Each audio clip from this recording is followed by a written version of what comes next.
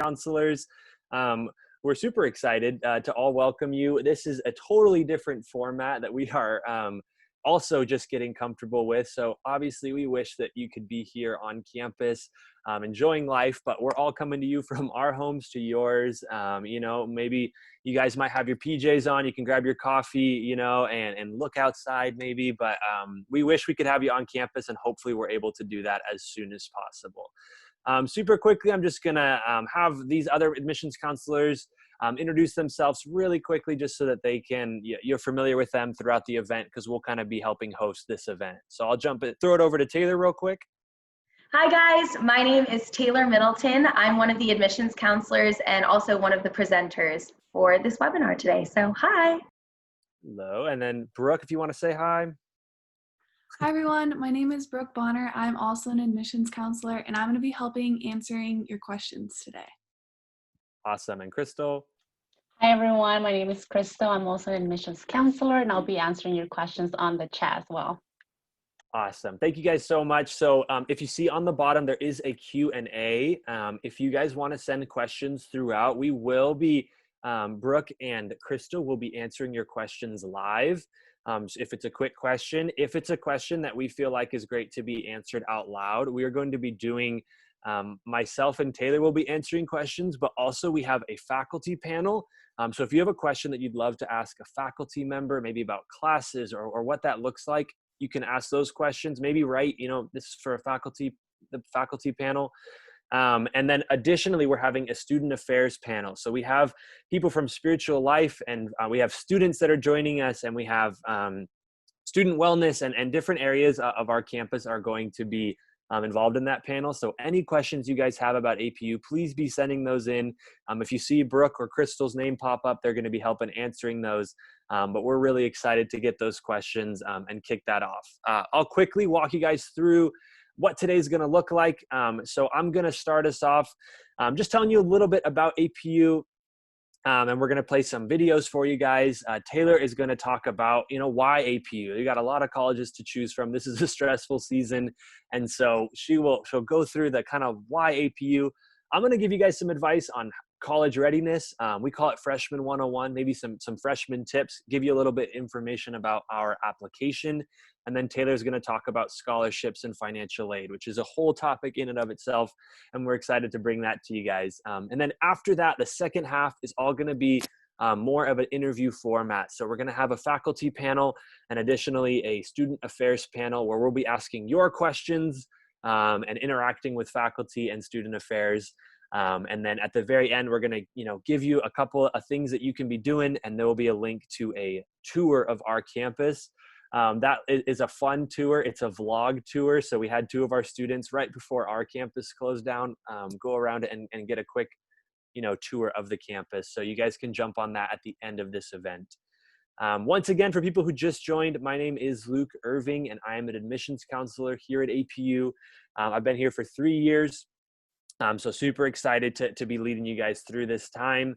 And as we kick things off, obviously, if you guys have never joined a Zoom webinar, it's a little different. So you don't see yourselves down there. So we can't see you or hear you if you start talking at the screen, which I do all the time in a meeting. And I'm like the one that's talking muted, and everyone's like, Luke, you're muted. But if you do have questions, please let us know in the Q&A section below. We will be answering those questions throughout the time. And additionally, we'll be passing those questions off to our panelists when that time comes around. So it looks like people are just joining. I'm going to kick us off to get us going. So welcome once again. Crystal and Brooke and Taylor are going to head out, but they will be back and answering those questions. So welcome again. Really excited to guys have you in our virtual APU environment. Again, it's a little different, but we are excited that we have the ability and the technology to be able to do this. I'm going to just briefly tell you a little bit about APU if you know nothing about APU, or maybe you are an expert and I'm going to reinforce those things that you already know. So APU, we were founded in 1899 as a training school for Christian workers. I love that terminology because it's still what we seek to do today. We want to train Christian workers to go out into the world and be difference makers in their environments. If you don't know where APU is, we are about 35 to 40 minutes east of Los Angeles. in a little town called Azusa. It's an hour from everything, hour from the beach, hour from the snow, less than an hour from Disneyland. So right in a pocket over there in Azusa. At APU, we have 4 cornerstones, and those are how we best explain APU. And you're going to hear those cornerstones reiterated from our faculty and our student and our students and student affair panels. But those cornerstones are Christ, scholarship, community, and service. And those are the 4 things that make up who we are.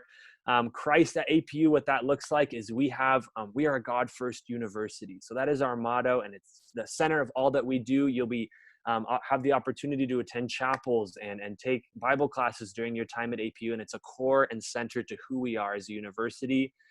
Scholarship, we have over 71 majors, so whatever you're looking into, we have a program that we're able to connect you with. And within that, our faculty are world-class faculty. We have an average class size of 19, and it's an 11-to-1 student to professor ratio. So you really do get that connection within those programs. As a whole, APU has 5,000 undergrad students and about 5,000 grad students. So huge programs, but small classes. And that's kind of the goal, is to keep that community alive, which brings us to that third cornerstone, community. At APU, our goal is to bring you in to a community, to a family. So I actually was fortunate to live near campus, but most of my friends were from out of state or even out of the country. And something that I love about APU is the ability to make a family and make a home at APU. And we want you to feel that wherever you're coming from, that you have a home here at APU. And we do that through all kinds of different ways. And the Student Affairs panel is going to talk about this, but we have events and we have outdoor adventures and concerts and all different things to kind of bring you together as a community within your own major, and then things that you'll do with your hall or through your alpha group, and all these different programs, all to keep you engaged and alive in a community. And that final cornerstone is service. So at APU, our goal is to train you, again, to be a training school for Christian workers. We want to teach you how to serve. We have recruiters that come to campus every single year from all over the world, from Google, from Apple, from Nike, big companies. And the reason that they come back is they say, your students know what it means to serve. And that is our hope, that you will learn what it means to serve other people, to think a little bit outside of your own head, to say, how can I help the company that I'm in, or the people that I'm around, or the group that I'm serving? We do that through all kinds of ways, locally as well as globally. If you're interested in studying abroad, I got to go to South Africa. I also did an action team to China. So we have mission trips, and we work with local organizations. So all these opportunities, all to teach you that framework, that when you get out of college, the only goal is not, how can I get myself to success? But the goal is, how can I look around me and say, how can I make a difference in that community? So that is our goal. Our motto here at APU is to create difference makers. And that has, for me, been so real. And I'll touch on that a little bit at the end of one of my presentations. But it's a true hope for everyone here and everyone that you'll hear from, that we want to equip you to go out into the world and make a difference in your communities and in your worlds. So super excited that you guys are joining. I see a couple more people joined. If you missed it, again, my name is Luke Irving, and I am an admissions counselor here at APU. Really excited that you were able to join us today. If you guys have questions about anything that is said, or you have a question specifically for a faculty member or for someone in student affairs, please send those to that Q&A below. We will be responding to some of those live. And so really excited to get those questions in. But as we get things started, I'm going to kick this over to a video really quickly. And then right after that video, we're going to jump in, and Taylor is going to lead us off with a presentation. So thank you all again for coming, and I'm going to play this video. My name is Timothy G. I'm an allied health major, and I'm a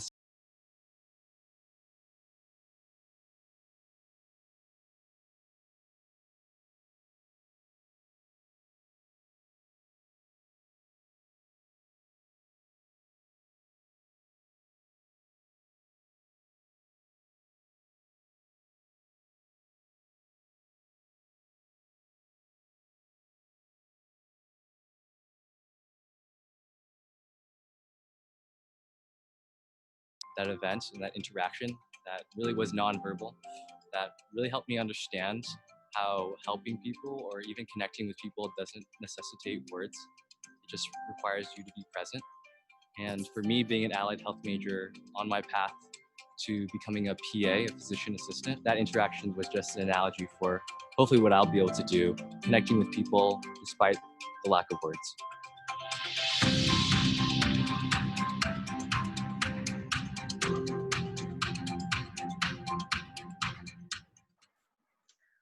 Awesome. Thanks so much, Luke, I'm for Emily sharing O'Hara. that I'm a video. major and I'm a senior. I am so excited to get to share with you guys a presentation entitled Why APU. So I'm going to pull that presentation up right now and we're going to get started. As I mentioned earlier, my name is Taylor Middleton. I'm one of the admissions counselors at Azusa Pacific University, and I'm so excited to get to bring not only this presentation, but one a little bit later to you today. I think that the idea of why APU is so important because, for being honest, you're applying to a lot of schools, and you need to know that the decision you're making in where you're going to attend, I think it should be APU, is going to be the best decision for you. So we're going to walk through a few different segments right now. We're going to talk about affordability, employability, diversity, and academic reputation. These all have to do with the ROI, or return on investment. You are making an investment when you pay for college. And so these four aspects is what APU believes to be the factors that play into your return on investment here at APU. When we're talking about affordability, it's really important to confront the sticker price myth.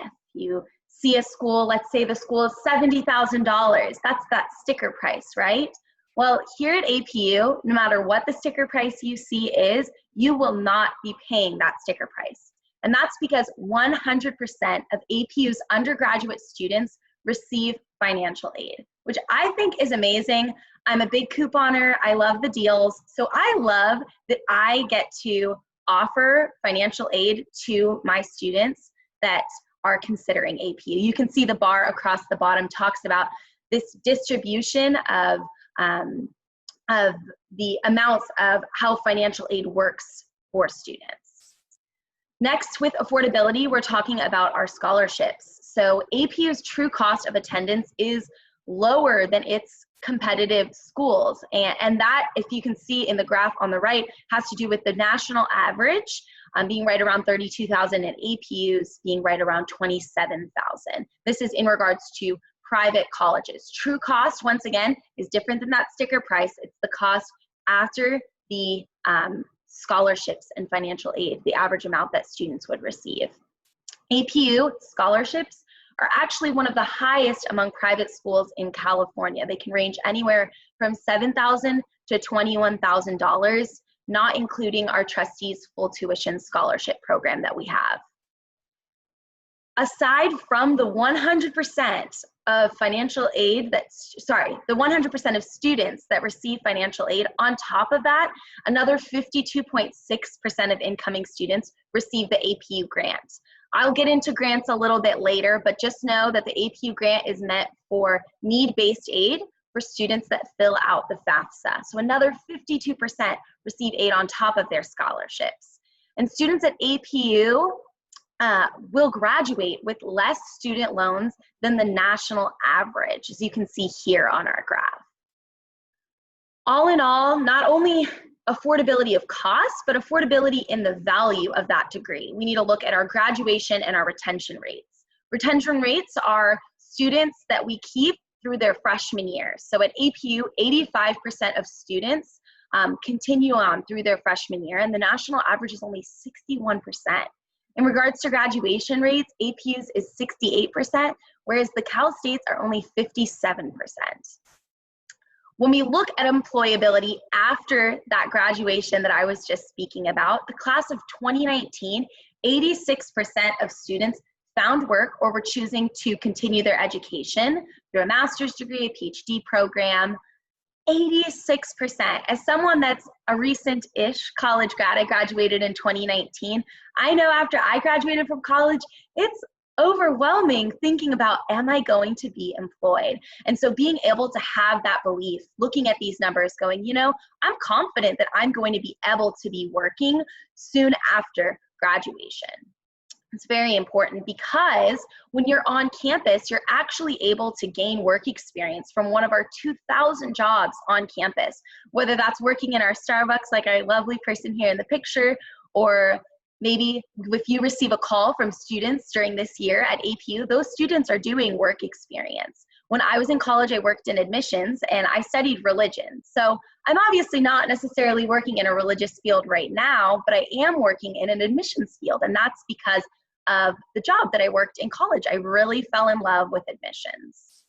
And so our Career Center on campus can not only help you get jobs on campus, but will help to serve you before, during, and after your college experience. You have access to the Career Center that's a lifelong access for you, which is amazing, because oftentimes people in their 30s or 40s will maybe choose to make a career change, and APU's Career Center can still be helping you.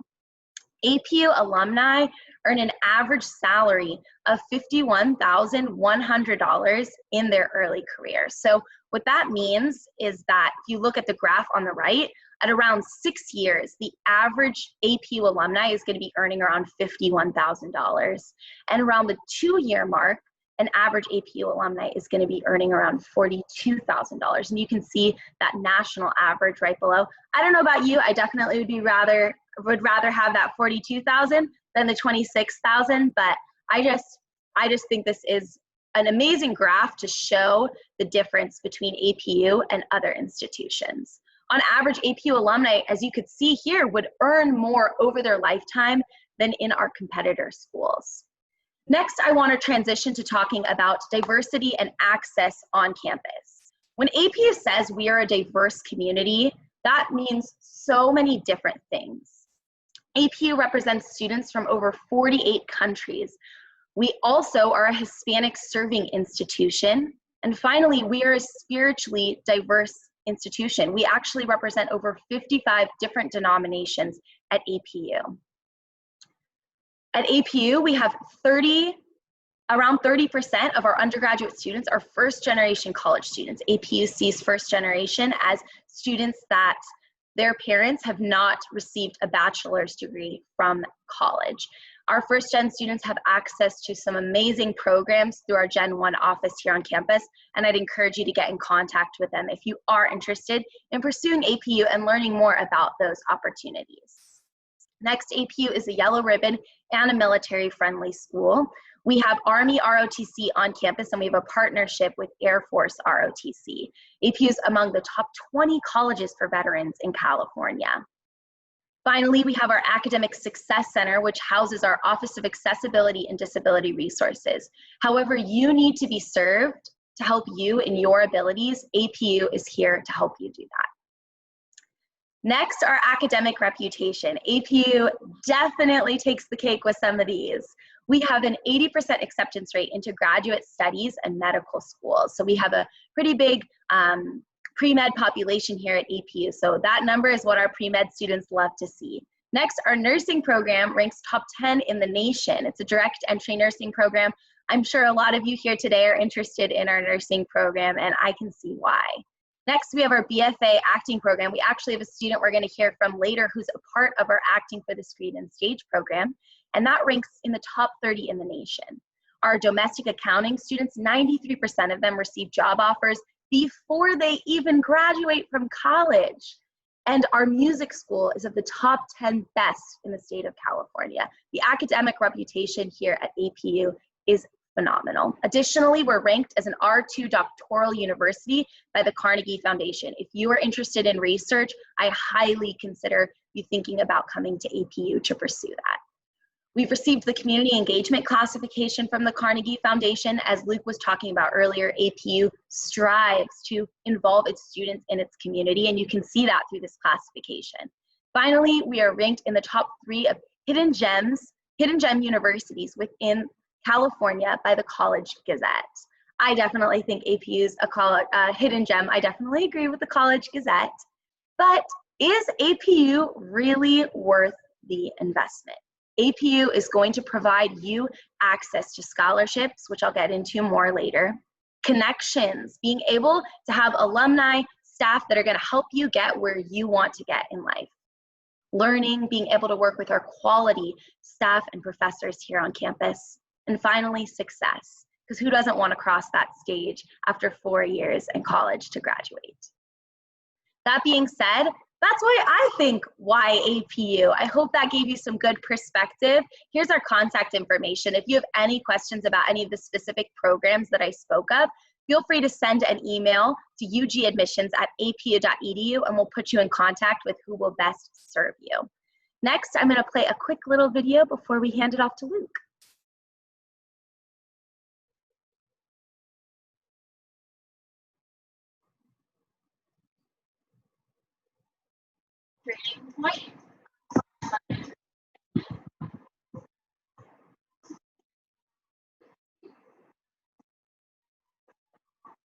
Strategist or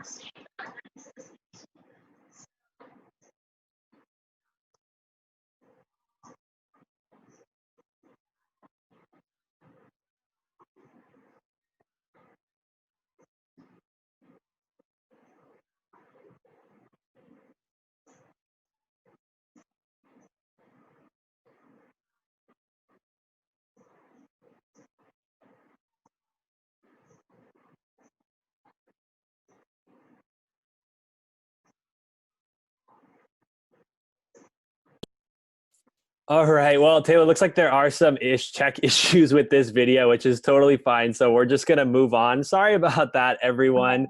And I apologize. My video also had some issues. So we are figuring out all of the tech stuff right now. We apologize. And I'm sure everyone's been there currently, you know, in your meetings or wherever it is, trying to figure these things out. So bear with us, but I'm going to move us on. And hopefully we have a couple more videos, so we'll see how those go. But, you know, we'll do our best. So thanks again. If you guys did just join or you missed it, please continue to send questions into the Q&A. That is super helpful for us. We have a faculty panel if you have questions specific for faculty, and as well as student affairs panel. So please continue to send in questions as we move along. I'm going to quickly transition us over into a presentation about what I like to call Freshman 101. So this presentation is super helpful for you seniors out there who are just transitioning, but you know, juniors, anyone as well can also get some information from this. But starting as a freshman is difficult, and there are a lot of new transitions and new things that are happening. And so I want to make sure you're the best equipped. So I'm going to talk about our application process a little bit in what we like to call Freshman 101. So as I pull this up. All righty. Well, this, again, Freshman 101, a lot of practical things, but also just some helpful things. The first thing I'd like to say, Freshman 101. So in high school, right, there is a seating assignment most of the time. In college, now there is no seating assignment. However, there actually is, even if you don't think there is. And so what that looks like is, if you sit somewhere on your first day, wherever that is, you better sit there the rest of the year, even though it doesn't seem like you need to because you don't have to. There's this weird unspoken thing where, like, if you sit where you didn't sit last week, students first of all will be like, that's my seat, even though there's no signed seating. And then professors kind of forget where you are because they're used to looking at one place. So it screws everything up. So just know on that first day to make sure that you find your seat that you enjoy. So we're going to jump into this, Freshman 101. First thing I'd like to say just are some important dates. So November 15th is our early action deadline. And that means if you can get your application in by then, we will give you priority access to scholarships and financial aid. And we also will get your answer way sooner. And so we want to get generally about a 2-week turnaround when you submit your application and the supplemental pieces. And so if you can get that in before November 15th, you'll have all of your information way earlier. Additionally, November 15th is our trustees deadline, and it is also our nursing deadline. So make sure that you get, if you are thinking about trustees or nursing, November 15th is that deadline. And then February 15th is the regular decision deadline. So if you can't get it in by November 15th, no worries. Just get it in by that February 15th deadline. And then June 1st is that the final deadline for there. So those are just some dates to be aware of. For our application, there's going to be some general information that you will fill out. There is a personal statement there, which is just a short essay we can learn a little bit more. And then there is a statement agreement that you can read. And then the final thing is your transcripts. Now, those transcripts, do take, it's a process to get them. So figure out what that is through your high school. If you would like your decision quicker and you have a copy of your transcript through junior year, you can actually email that over to us and we can use that. We will eventually require the official one from your school, but if that process takes a while, feel free to send that over sooner. And then our GPA minimum is a 2.5 and the average incoming student has about a 3.7. Currently, we are in what we call test optional. And so what that means is because of the difficulties regarding COVID-19, some students have been unable to take their tests. And so if that is you, you do not need to submit a test score. We always encourage, if you took it or were able to send that in. But if you were unable to, we totally get it. Obviously, there is a lot going on. I did see a couple of questions regarding trustees and possibly about nursing as well. They are still figuring out how they're going to leverage that. Now, if you are interested in trustees or nursing and are wondering, well, I'm not able to take my test, we are figuring that out currently. It's a whole big process. So as soon as we know, we will send that information out, but we are in the process of figuring out how test scores will work for both trustees and nursing. However, for APU as a whole, it's not required, but it is always encouraged if you have one. There are a couple applications that require some additional information. The BFA for the Bachelor's of Fine Arts, there is an audition that's required, and those can be held online. Cinematic Arts, there's some supplemental application. There's a couple other ones as well, animation, things within the BF or the College of the Arts that are required, and then the nursing has additional information. And when you select these majors on our application, it will show you what things you still have to do on there. We will email you regularly with next steps. So if you finish your application, you'll be getting emails. If you are still incomplete, we'll email you what is missing. If ever you are confused about where am I or what do I need to do, please feel free to reach out to your admissions counselor. I know for Taylor and I, we are always happy to help, but also anyone else of our admissions counselor staff are happy to assist in any way that we can. And all of that happens right here on our website at apu.edu/apply. At the end of this, I'm going to be giving out a code that you guys can use to apply for our application and waive the fee. So stick around, because we'll be providing that. These are just some things to take notice. Obviously, no one is guaranteed admission to the university if you do meet our requirements. We believe in a holistic review process, and so we're going to look over everything and ensure that we want to make sure, for your sake, that you're a good fit to the university just as much as you should make sure that you fit in the university that you end up attending. And then additionally, once you are admitted, you will have a home portal, and this portal you can use to track all of your information, and it will be what you use for the whole time you're at APU. It's how you keep track of your classes, your dining points, your financial aid, as well the trolley tracker. If you need a trolley to know where the trolley is, we have a trolley that goes around our campuses. And so all those things will happen on your home portal.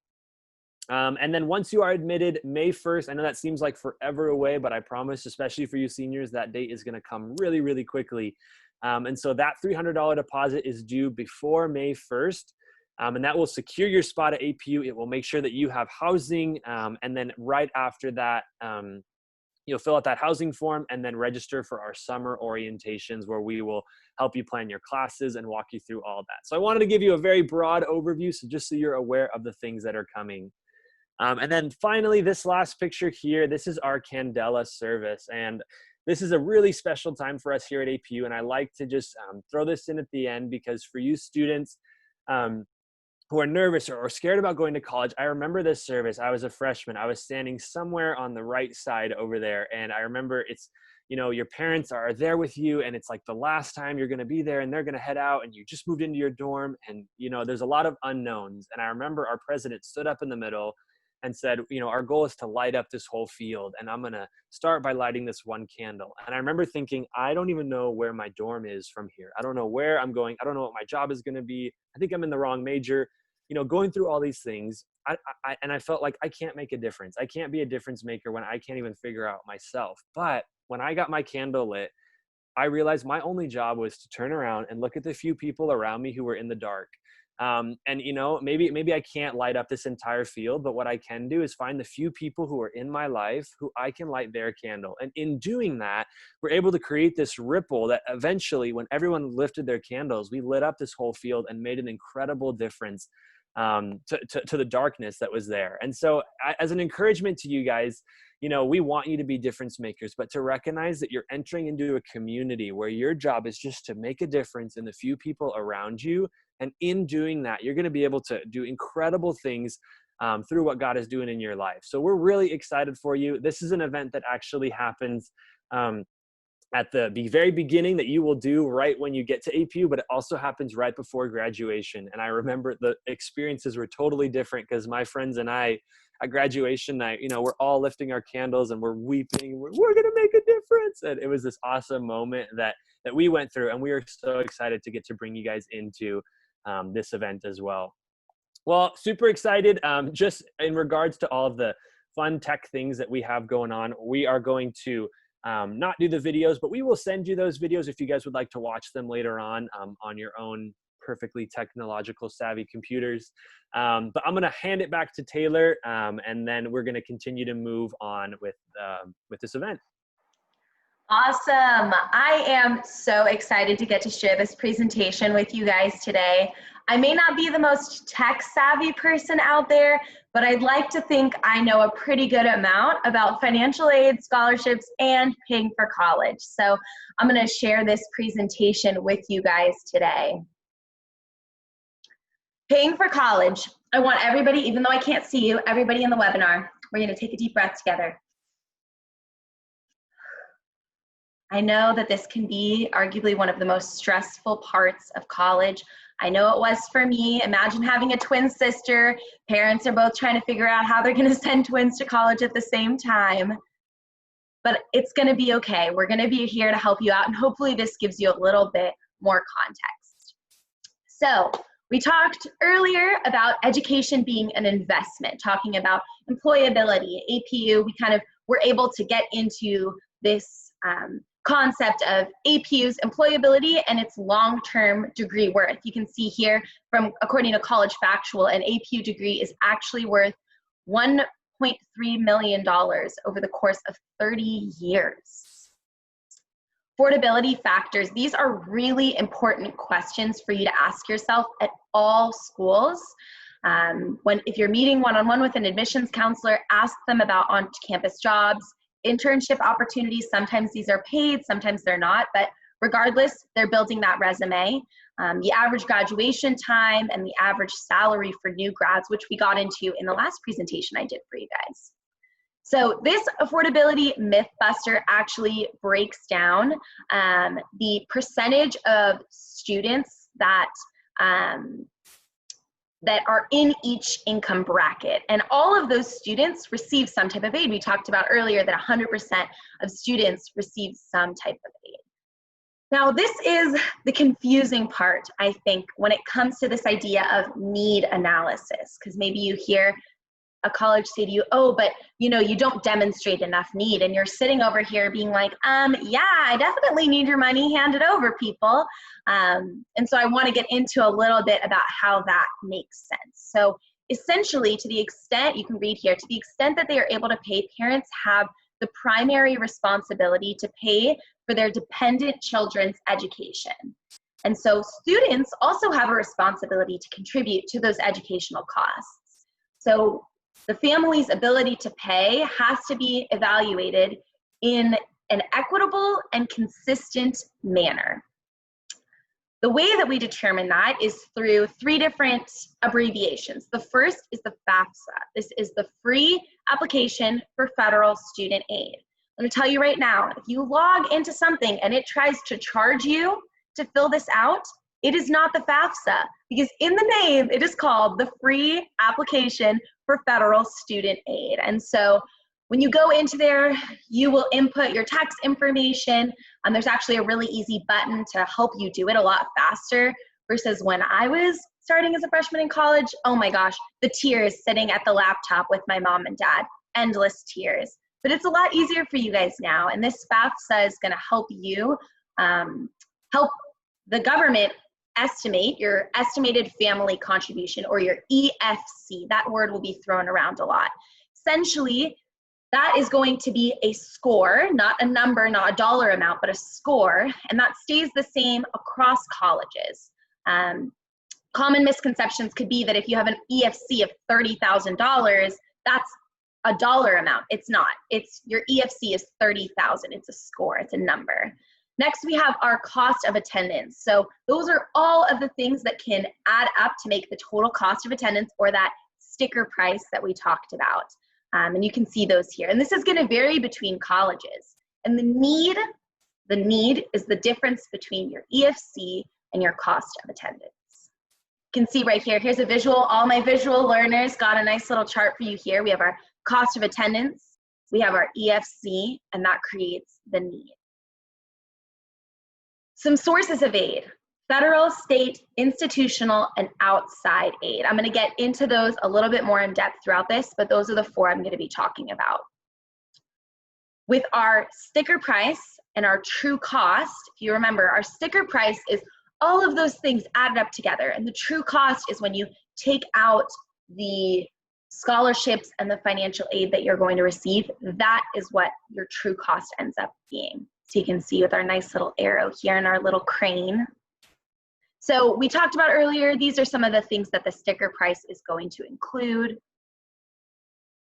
Scholarships. Scholarships is free money awarded on the basis of academic or other achievement. So that can be outside aid, APU scholarships, or academic scholarships. The parents sitting here, you can hold me to this. Taylor Middleton told you to tell your student they need to apply for outside scholarships. You gotta do it. I did it when I was starting college. I probably got around $2,500 in scholarships. It truly makes a difference. Luke, the other presenter, he and his family worked something out with whatever amount that he got in scholarship. His parents would give him X amount of money, and then with that money, he was able to go on a road trip with his family. So if that's the kind of incentivization that you need, feel free to do that. But outside aid is so important. Here's a list of some of those aid websites. We have some APU scholarships. You can see them listed here. Our MEL one is our Multi-Ethnic Leadership Scholarship. BFA is Bachelor of Fine Arts. The rest you can read, they're not acronyms. And then our academic scholarships, which I spoke on earlier, which can range from $7,000 to $21,000. Next, we have our grants. Grants are also free money, but they are based on financial need. That financial need is determined by the FAFSA. And your EFC, which stands for Estimated Family Contribution, FAFSA, free application for federal student aid. We have our Pell Grant and our SCOG. These are both federal grants. And the Pell Grant can go up to just above $6,000. SCOG, that can really depend. SCOG grant is one of those grants that's a first come, first serve basis. So when that FAFSA opens on October 1st, you better be on that laptop plugged into the Ethernet cable, ready to go. Next, we have the Cal Grant, A or B. Those are for California students. If you're not a California student, I'm so sorry. But California students have access to this grant based off of their EFC as well as their grades. So you have to have a specific GPA, which we'll get into a little bit later. And the APU grant, which I spoke on, is that additional grant. So you could have a Pell Grant, a Cal Grant, and APU looks at your package and goes, still not enough. We're going to supply with an additional APU grant. Or maybe you don't qualify for state or federal aid, but APU says you qualify for our grant. And that is where that 52% of students that receive that grant from the previous presentation comes in. Next, we have loans. I could talk about loans all day long. So if you have questions about loans, call me, call your admissions counselor. We'll get on the phone with you and chat about it for sure. We have a few different loans that are available to students. There's federal loans, there's private bank loans. You may have heard of Sallie Mae loans. These right here are the federal loans that are listed on this screen. So we have the direct student loan, and it increases by $1,000. Why would they do that? Well, if you remember from earlier when we talked about freshman retention rates, it would be pretty bummy if a student started as a freshman with $7,500 of a loan and then decided to stop doing school after their first year. So there's sort of this incentive to continue and to increase that loan amount. Parent Plus loan, that's a parent loan. So I personally have a direct student loan, and my parents have zero tie to that. It impacts my credit score and me, not my parents. But if my parents had chosen to take out a Parent Plus loan, that would affect them, and they are held responsible for that payment. So you can see the true cost is subtracting all those things I just talked about from our sticker price. Outside aid, talked about it earlier. Think about what makes you unique. I am a twin. I am a bi-ethnic person. I'm half Puerto Rican, and I'm left-handed. Those are some things that just make me unique. So I looked for scholarships that had to do with that. Make a list, 3 to 5 things, and you can actually just type in the keywords to help you find those things. Put in the time to do this. It will pay off, I promise. Federal work study, talked about working on campus earlier. Federal work study is extremely important, but very, very misunderstood. I don't want you to think that if you get $3,000 of federal work study, that means that you get a check with $3,000 on it. Keyword here is work. The only way you can get that money is if you work on campus. And what it essentially means is that there's $3,000 that is tax-free money saved for you that the university can pay you. So if you get paid $14 an hour, you're getting the $14 an hour, not $14 an hour plus the additional taxes. Once you reach the extent of that $3,000, then taxes will be taken out of that money. But federal work study is amazing. I worked about 20 hours in college. One of my coworkers worked 30 hours a week while she was at APU. But applying for jobs on campus is amazing. Receive that paycheck every 2 weeks.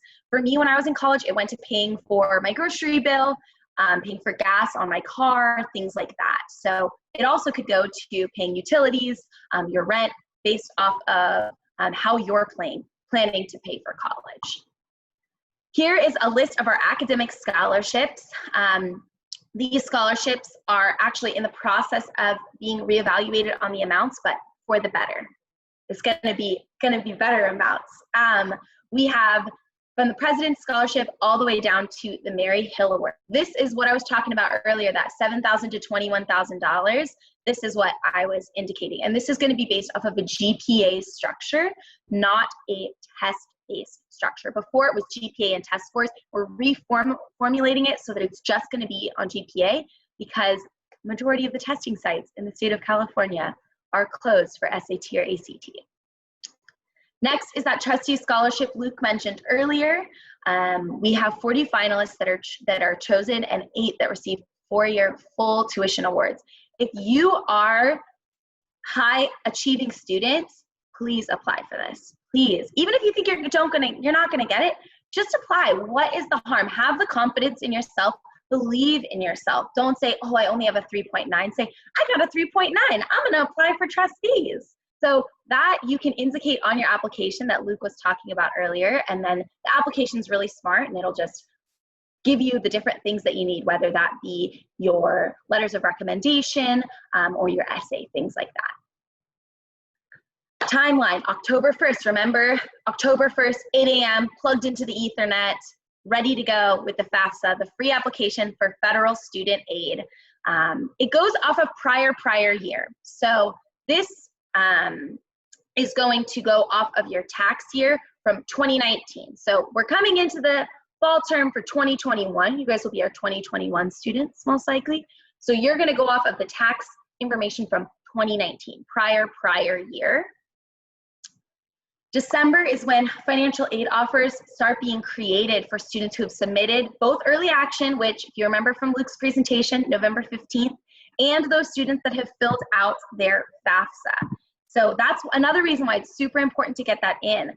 By the time December hit for me as a student, I had my FAFSA in, I had all my financial awards, and by January, I knew where I was going to college, I made my decision, and I could just sit back, chill, and enjoy the rest of my senior year.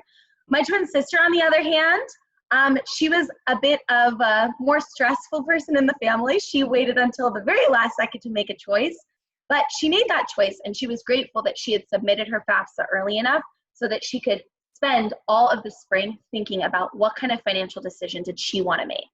March 2nd is that FAFSA priority deadline. So you need to get that in by March 2nd to qualify for the Cal Grant and to qualify for priority funds that are designated in the FAFSA. And then May 1st is the national candidates reply date across institutions. And that's when you say, hey, I'm going to APU. Once again, FAFSA, free application for federal student aid. If you want to write this down, it's FAFSA.gov. This is where you're going to get access to everything I talked about, with the exception of APU's academic scholarships. You do not need to fill out the FAFSA to receive those, although we encourage you to do so. You have your FAFSA information right here about when it is due. IRS data retrieval, that's what I was talking about when I was crying, because we didn't have the IRS data retrieval tool. Now you literally just type your brief info in, it sends the request to the IRS, fills it in, and it is so amazing. The last thing you want to do is make a mistake on the tax info section, because it's just going to create problems. So believe, love, and appreciate the IRS data retrieval tool. Next, we have our Cal Grants.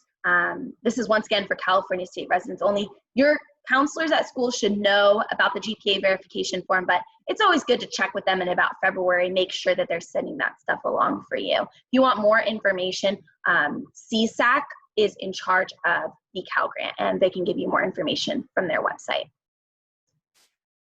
And we recommend that you request a certificate of mailing. That is going to prove that you have completed all of those things. So if there's a technological issue, it shows, hey, I did have this. And it's just always good to have those backups.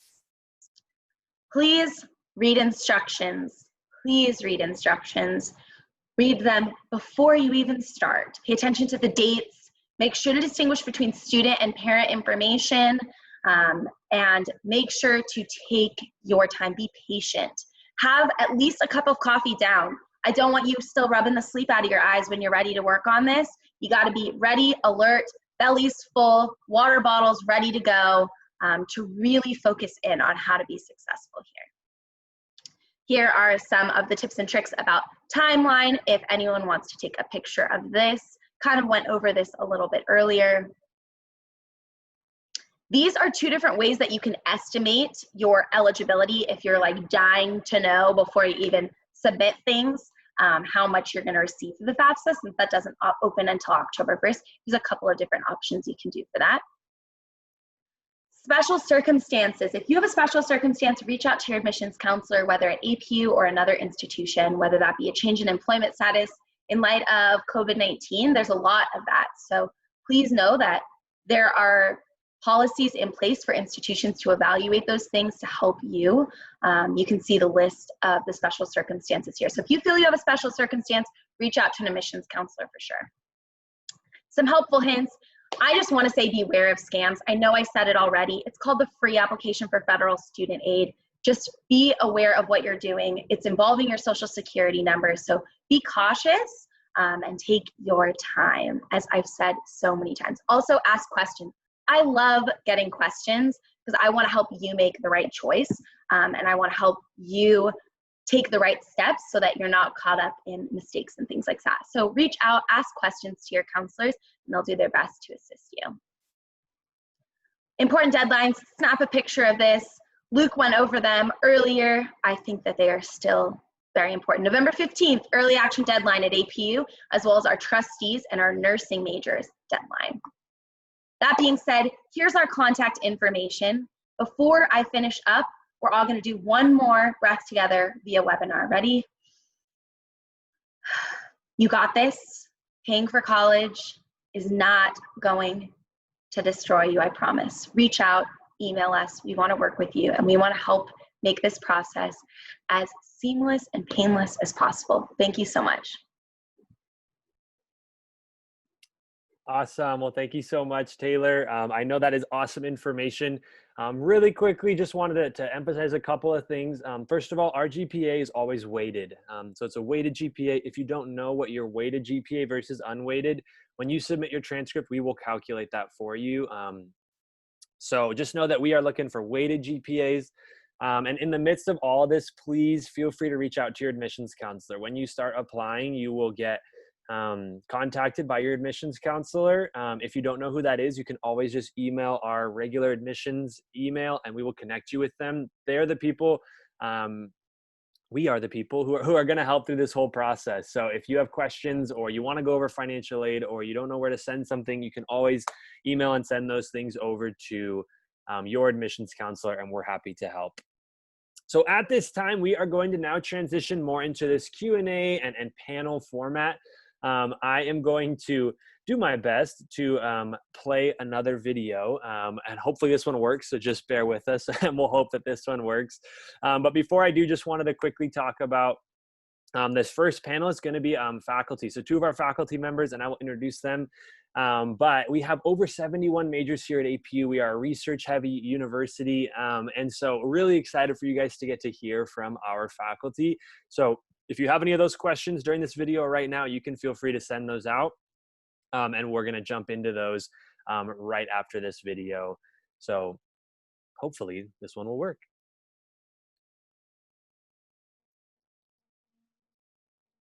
Hi, my name is Tolu Noah. I'm an associate professor in the Liberal Studies Undergraduate Education K-8 program at APU. I would say there are a few things that excite me about teaching. First of all, I think it's a very creative endeavor, and I think that's something that we don't always associate with teaching, but you get to every day, look at the standards and think, how can I make this content come to life for my students? It's really exciting because you get to help shape how students see the world and be a part of helping them develop as human beings. I feel like you have to bring who you are as a teacher to the classroom, so I definitely bring an energy to the classroom with my students. I also like to find ways to make the learning enjoyable for them. For example, when we talk about the concept of student misbehavior, they hear Britney Spears' song, Oops, I Did It Again, which gets them thinking about how does that connect to what we're going to be talking about in class. I also like to have my students engage in things that they would actually do as classroom teachers. They will work in professional learning communities just as they would in the classroom setting. They also engage in service learning projects where they get to be in the classroom for 45 hours, teaching students and then bringing that experience back. So they get to connect the theory and the practice really well. This is a field where you really get to make a difference every day in students' lives.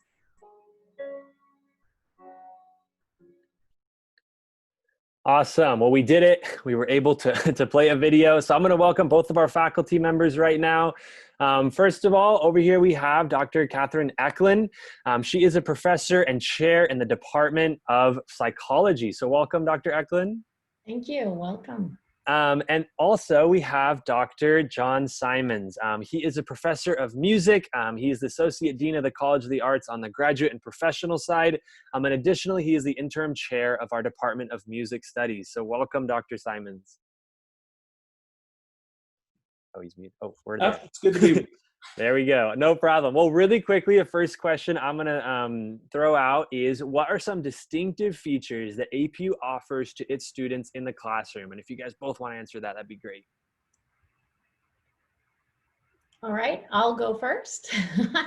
Well, welcome everybody. It's really nice to be here today. And we are already in prayer for all of you in making the decisions for your college experience. So we wish you well in that. Here at APU, I think our #1 distinctive is our faith integration. I think APU is, you guys have already probably talked about this morning, APU is a very diverse environment with a lot of diversity in students and student experiences. And we have the privilege of bringing students together into conversation in classes about how what we're teaching about intersects with our faith, integrates with it, how it informs our faith, how our faith informs what we're learning together in the classroom. And so I think that is probably the biggest distinctive, is the unique and diverse way that we can bring faith into the classroom. I've taught at state universities in the past, and that is definitely something that I love, is being able to have those conversations very openly and very inclusively in our classrooms. So another distinctive, though, is our faculty. I am super proud of my faculty in my department. I encourage everybody to check them out. They're amazing. All of our faculty across the university are experts in their field. They do research, they publish, They practice in the field, they stay current, and they bring that into the classroom every day. What they're doing out in the community, what they're researching in their labs, it's part of the conversation in every class. The other thing I think that is unique about APU, because we do keep our classes smaller and because we focus so much on intentional mentoring, we have a distinctive of bringing the real world into the classroom. What we're learning, how it matters out in the real world is part of the conversation. And tied to that is, how does it matter to you as a student to help you figure out your calling, figure out where you're going to go and serve after you finish your education. And then finally, also distinctive is that we as seniors, we provide the opportunity for seniors to take up to 9 units of graduate work in graduate programs at the university.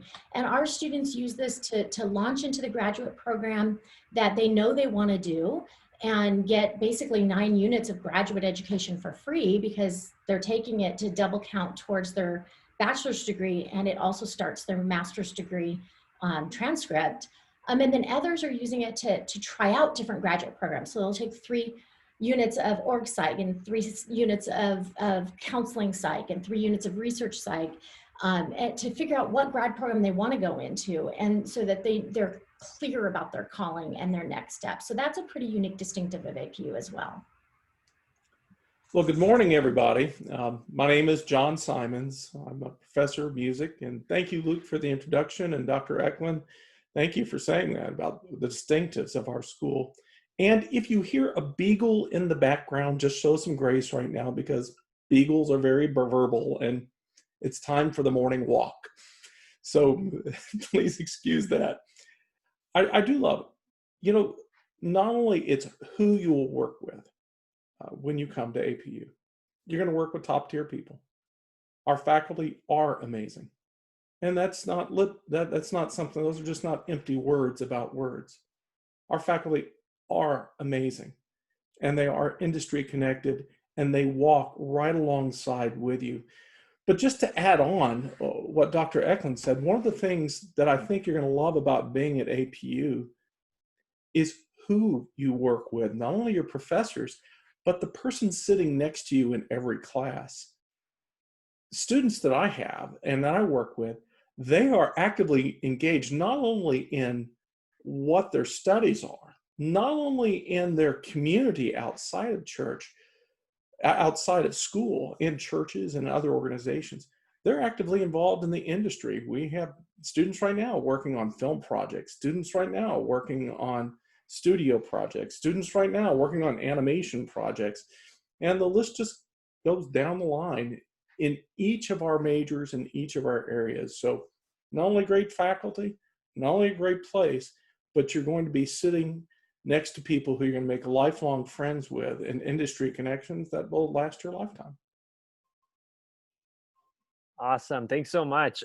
So both awesome answers and a lot about what goes on in the classroom. One of the questions that we got is how are classroom skills applied outside the classroom? Are there field trips or what do you guys do that's outside? I know you talked a little bit about this, Dr. Simons, but are there other ways that students get involved outside of the classroom? Oh, definitely. We have a very, each college at the university, and you know, a university is made up of colleges, and then colleges have schools, and each school has departments. Each department, almost every department, has a very, very vibrant internship program where you're placed in the industry while you're studying. The other things are opportunities that we have here. For example, in music, we do an academy which reaches out to our community here in Azusa and our community down that goes into West Covina and a little over to Glendora and over into Duarte. And we have a community music school. So our people who are learning how to be musicians and teaching, and those who will teach music, are actively teaching community kids all throughout the year. We also have summer programs and many other different community engagement programs. So yes, when you come here, you're not only going to study, you're going to be active in your field. Awesome. Thank you. Another question we had is, when do students declare their major, and how typical is it for students to double major or minor, and can students change their major, and what does that process look like? Yeah, I'd be happy to respond to that. But first, I want to piggyback on what Dr. Simon said. First of all, if you hear any beagle, it's his, not mine. And second of all, just to give you to give a shout out to a concrete example. Before COVID killed sports, my son, who's double majoring at APU, actually was on the filming crew for an ESPN filming crew for a football game of some sort. Not a fan. And that connection was made through his faculty, and it was such an amazing experience because, of course, he loves football, and that's his goal in life. So it's his experience has been fabulous as an APU major. But broadly speaking, so there's an example and a shout out to our arts departments. But broadly speaking, our students, we encourage them to declare a major when they first start. So for instance, for psych majors, we have living learning communities for freshmen. They live in the dorms together. For those that are going to live on dorms, they take classes together. They have close interactions with our faculty. We have 3 faculty that work with them in 3 classes, and we really integrate them into the department. So that early declare is really valuable. For students who commute, we put them in a commuter learning community and do the same thing. And then for transfer students, we do the same thing. Psych majors transferring in, they get into a learning community. So they get connected with another group of new students and faculty from the beginning. So early declaration, we actually encourage. We do have a lot of double majors at APU, and I have learned, because my son is doing a double major, but his is a BA and a BS, which means he has to do 150 units. But we've learned that if you do 2 BAs or 2 BSs, you only have to do 120 units, assuming you can get all your requirements met in that time. But double majors are definitely doable here at APU because of the unique structure of our general ed package, which allows you to count general education courses into your majors. And so that's great. We also have a huge array of minors. And so people will maybe start in one degree and then shift their major, but they may complete a minor in that major instead of picking up 2 majors. So I think every department at APU is very student oriented and very inclusive, and will work closely with you to make changes if you need to. And we expect that to happen. We don't expect 17-year-olds to know what they want to be when they're 40. And so it's possible to change. And again, I think that the key to that makes it still happen in 4 years is our general ed package, which is unique to many universities. You won't see it in a lot of places. And Luke, if I can chime in. Yeah, for sure. Thank you. With piggybacking on what Dr. Eklund said, be aware of what major you are looking at. We do have certain majors that are what are called cohorts. A cohort is when you start with a group and then you move through a 4-year sequence. For example, you'll hear later from Grace Pruitt. She's earning a BFA in acting for stage and screen. That's a cohort model curriculum. So as a freshman, she started her pathway. And so if you go into the BFA beyond your freshman year, you actually have to go into the a new cohort. We also have majors that immediately get you into your major studies. For example, if you are animation major, or if you are looking at video game design, or if you're looking at music, those actually are pretty heavy weighted your freshman year with foundational classes. So if you go into that your sophomore or junior year, you actually have to go back through freshman level classes to go up to a sequence. So be very aware of which major you're interested in, and then work with your admissions counselor, because they know all the details and they will walk you through each area. But do be aware that there are certain majors that really get you started your first semester on the ground. Yeah, for sure. And so for me, I actually changed my major 3 times and graduated still in 4 years. So for some people out there who are like, I don't know what I want to do, we do have a program at APU called Exploring, which is different. It basically is undeclared, but that word exploring actually helped me a lot because undeclared feels like, oh, you don't know what you want to do. And really, it's like, I just want to do a lot. I just don't know exactly where it's going to land. And so exploring was helpful for that first year. I was able to take classes in different areas and like, oh, I love this class. Maybe I'll be this major. So I declared that major and then realized, I don't love this major. And I had an advisor who worked with me through it and said, well, what's your favorite part? I was a business major. And then I loved the people side of business. I didn't like the numbers side. And they said, you should just do communication. So that's where I landed. So if you are a little bit still confused, trying to figure things out, there is a program that can help you kind of settle on those programs. Awesome. So a question I'd love to ask you is, how does your curriculum and teaching help prepare students for their vocation and their profession? And like specifically in your teaching styles, how is that preparing students for life after college? Because obviously we want to make sure students are set up to leave college. So I'll hop in on that one first.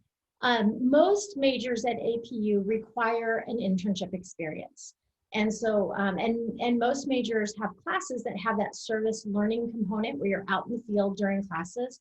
So most of our students actually, by the time they graduate, have a really nice resume that they've been able to put together because of their experiences outside of class. But inside of class, we know at APU, we're very aware that the ultimately after college, you want to work, right? After college or graduate school, you want to get a job. So we are very attuned to what we call education to vocation. We know that employers, what they want is they want employees who have good critical thinking skills, good problem solving skills, good written and oral communication skills, and good team skills. Like research on what do employers want from college graduates, regardless of discipline, regardless of field, these are the things that they're looking for. So we intentionally build those into our learning outcomes in our classes. So throughout your 4 years, you're gonna advance each one of those skills within the context of your discipline.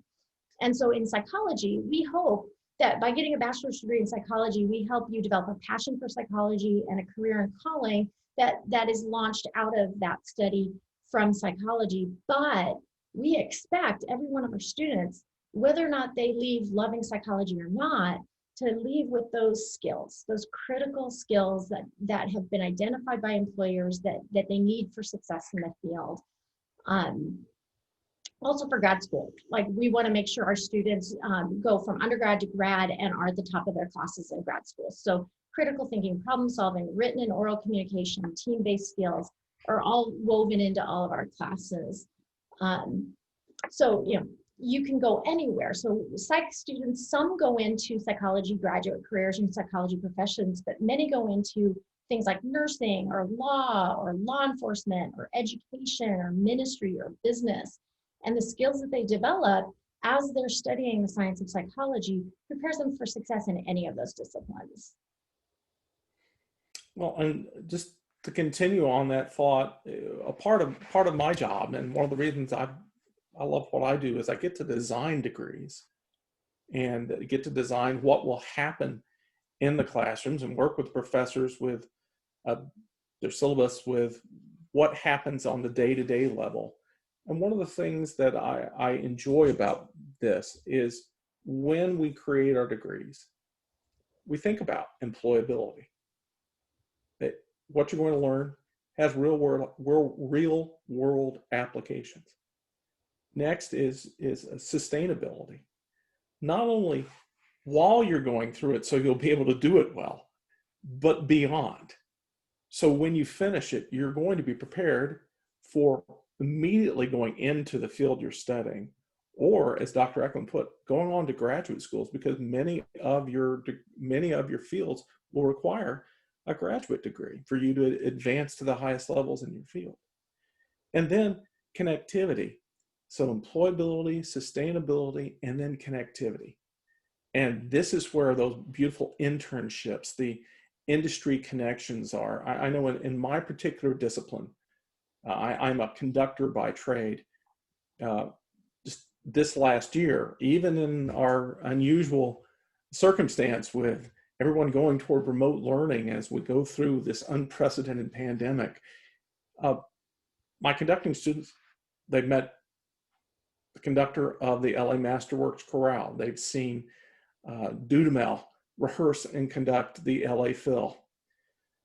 They've met the arranger for all of the music in the film Rocket Man, and then of the Elton John Rocket Man tour. They got to talk with folks that helped do the studio work on the latest Star Wars film. And if you notice the tracks that are behind even Disney's Mandalorian and projects such as that, you hear live music in the background. Well, it has to be composed, performed, and recorded by people. And so it's exciting to meet that. So employability, sustainability, and connectivity, not only in the design of your classes, but in the implementation of them. So. Awesome. Thank you. Going right off of that, we have a question specifically for you, Dr. Simons, regarding music. First, is it possible to double major? We have a student interested in both music performance and music education. So can you get 2 music majors? And then additionally, can you talk a little bit about, and you mentioned it briefly, but career prospects for graduates of your music program and kind of where some students have landed would be great. Thank you. Well, and I think you'll also find this applied to many of the other majors. First, are you allowed to double major? Yes. It's really hard with a Bachelor of Music degree because of the way the degree is designed. It is a very, very large degree. For music education, you would probably earn 1 degree and have 2 concentrations. You would earn a Bachelor of Music, that is your degree, and then you would have a concentration in performance in your area, and then you would do a concentration in your in music education, pre-teacher certification. Because in the state of California, teacher certification happens after you finish your bachelor's degree in subjects such as the arts. You can earn 2 degrees. You can earn a Bachelor of Music in music performance and a Bachelor of Music in pre-teacher certification. But with that, if you do 2 degrees, you have to earn over 150 hours, which is about, that's about 25 hours beyond what you would do if you simply do the 1 degree with the 2 emphasis. So you are absolutely,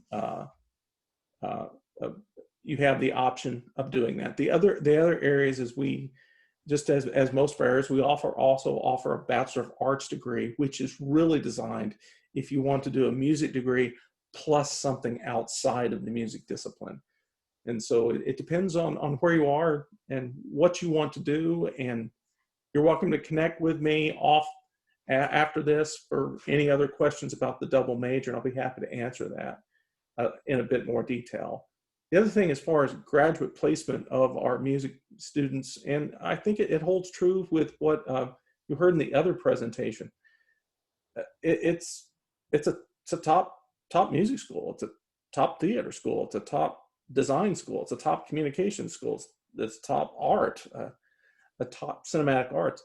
Our students, if they want to go to graduate school.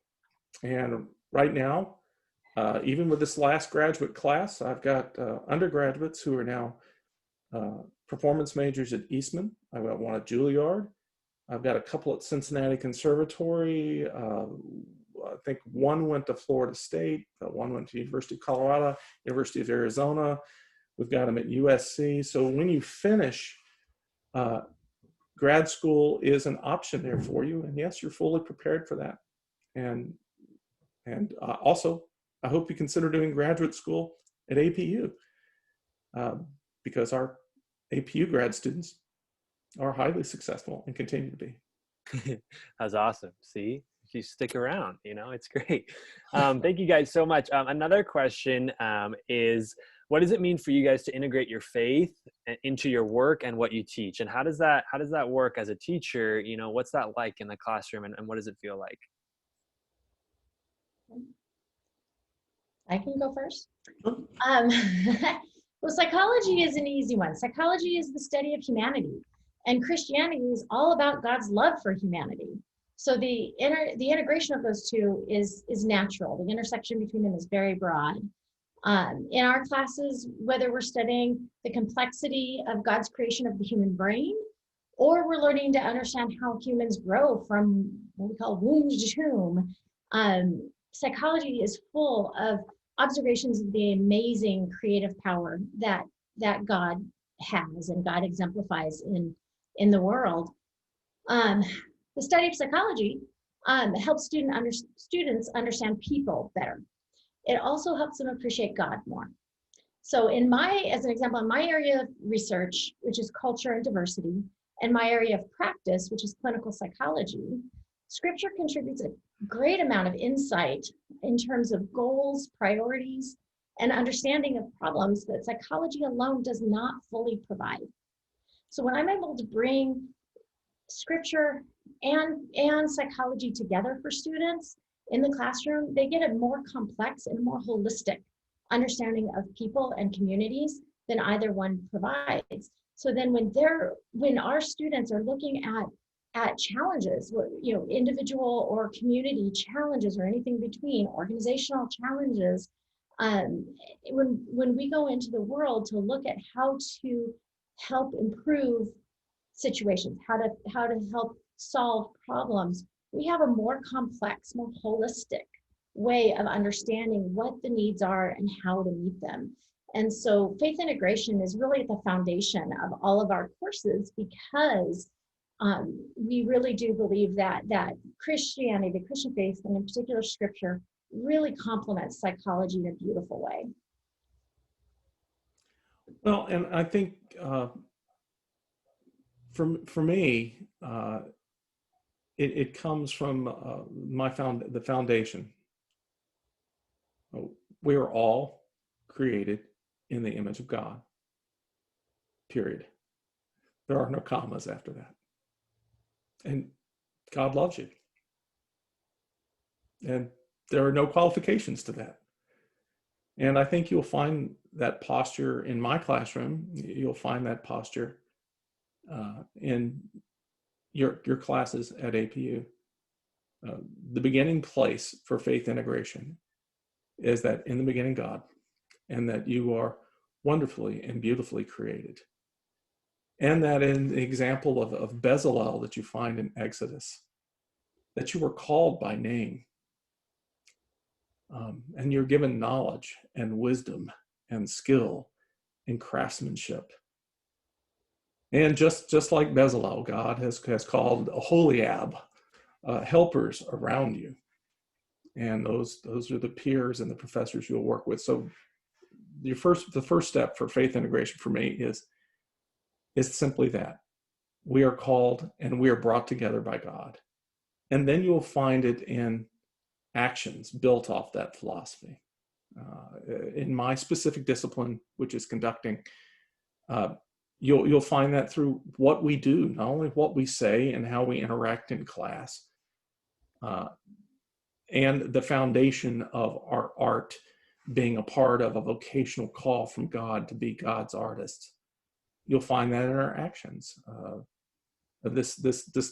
stay with this last year. This last year we did a major Black History Month concert where we went to the city of Glendale and partnered with the city of Glendale, and we did seminars built around to teach about Chester Hairston, who is one of the foundational artists, and who was the first to cross the color line in the film industry.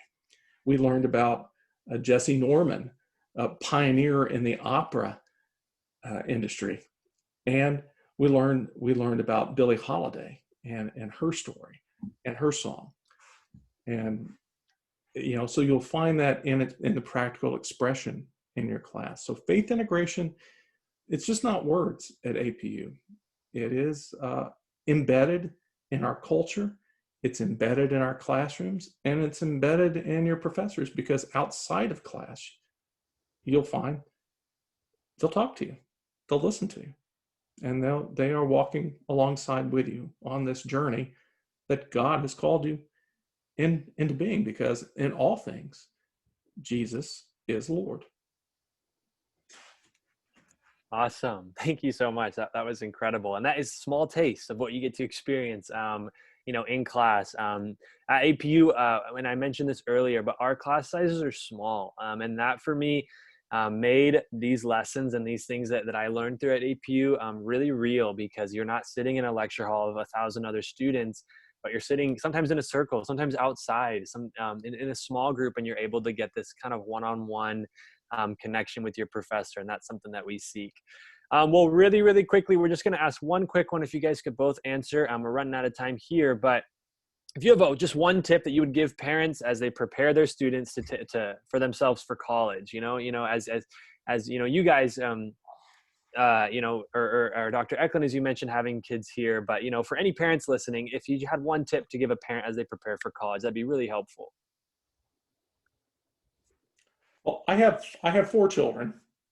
2 are grown, married, and gone, and one just finished a degree at APU and is now looking for a job as the entertainment industry opens back up, and has moved into her very first apartment. And I have one right now, you hear dance music in the background, is a ballerina. And so we have our dining room is now a dance studio. And so the table is out in the garage. But parents, I would say this. When I first started college, my first major was geophysics. And my parents patted me on the back. Well done. You're going into a great field. And then from a calling to be an artist, I changed schools and I went into music. And I was the very first artist in my family to do so. And I remember my dad and my mom saying, "You're going to starve. And you are not going to do well. And why are you doing this?" And then I remember my grandmother telling my mom and dad in my presence, "Trust John's heart." And so parents, my tip to you would be, listen to the voice of your students and listen to what they are called to do in life. And it may not be the pattern you think, but listen to their heart and support them with prayer, and support them with letting them know that you are there with them. And Luke, I think that's probably the best advice I can give, because and to my parents' delight, my father, about 8 years after I graduated, came to one of my concerts and said, "Well, son, I'm so glad you decided to work with people instead of rocks." And I told my dad, "Thanks, Dad." And then he said, "I love that piece. I didn't know why you sang an hour in Italian." And I said, "Well, Dad, it was Latin, but that's okay, and I love you still." Oh, yeah. So I have a student who's starting the first of his 2 senior years. And then I have a student who's in high school. And so parents, I know what you're going through right now and how complicated COVID has made things for our students. And as a clinical psychologist, I'm super aware that COVID has impacted society on a lot of levels. God willing, we're going to be transitioning out of COVID around the same time your kids are going to be transitioning into college, and that's going to create a unique sense a unique set of challenges. We're going to be needing to reestablish ourselves in community, in our faith communities, in educational, interpersonal, and other health and well-being ways to establish our norms embedded in community and embedded in socially engaged settings. And that's going to be a critical transition. And so as you're selecting a university with your child, looking for a university that has the same values, the same priorities, and same goals that your child and you have for themselves and their futures will allow them to reestablish themselves into a community norm, a community context that really will set them up for pursuing the career and calling that they are pursuing. And so I do think it's a really critical time for picking the university that fits with your child and fits with the vision and goals and values and priorities that they want to pursue, because you know, we've kind of broken down the norms of our society, and we're going to be rebuilding them. And you know, I'm saying that as a parent, but also as a psychologist. And so I'm aware how critical the next year is going to be for all of society, and most definitely for kids in transition, like your own. So be intentional in thinking about that reentry and renorming. Awesome. Well, thank you so much, everyone. I would offer a round of applause, but it would just come from me. So I'm sure everyone's clapping along. Thanks so much for joining us today. Again, if you guys would like to reach out to these professors or others, you can contact your admissions counselor, and we will put you in contact with professors who are happy to talk to you. So thanks so much for coming, to you both. Really quickly, before we move on, I am going to just quickly address a lot of the questions that came in. And then Dr. Eklund, if you want to just turn your camera off. No worries. Thank you. So really quickly, a lot of questions that came in and are specifically in regards to test optional and how that works. I know that could be confusing, so I just quickly wanted to touch on that. As a university as a whole, we are test optional, meaning that we can make a decision based off of your application without an SAT or ACT. However, certain programs are still test encouraged and still kind of making that that decision. And those specifically, some of those are nursing trustees as well as honors college. They still are looking at tests to fulfill some of the prerequisites, and those decisions will be coming out as soon as we know. So continue. We highly recommend still apply. If you have been completely unable to take a test, still apply, because we are going to be working with you and getting those decisions to you. But your admission to APU and your scholarship will be just based off of that GPA, but some of those programs are still trying to figure out exactly how it will work. If you would like more clarity on that, please set up a time to talk to your admissions counselor. As for trustees, I just saw some of those come in. You will hear about that in early in the spring once you do fill out that application. But I highly recommend for everyone, apply now. If you don't have an SAT, we're going to work with that. But if you do have the ability to take it, I still recommend taking it. It never hurts if wherever you are, you're able to take that. Feel free to continue sending questions. I'm going to play another quick video, and then we are going to jump into our student affairs panel. This video is actually our welcome weekend, which where APU is at right now, we do not have students. We're not able to welcome our freshman class onto campus. And so we are hoping and waiting for clearance to be able to open in the spring. But here is a video that kind of shows what welcome weekend looked like this year. And obviously that was a little bit different.